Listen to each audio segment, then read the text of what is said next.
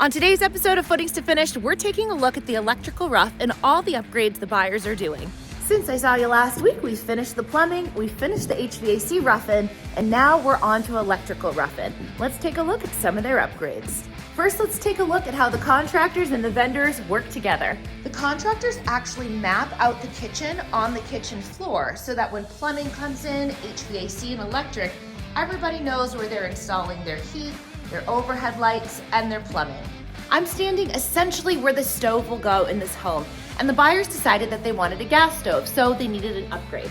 This wire here goes all the way down to the basement, and it's for a makeup air system. The makeup air system is because the hood creates a negative pressure in the house, and the makeup air system is gonna circulate air from outside of the home. It's a pretty expensive upgrade, but definitely worth it.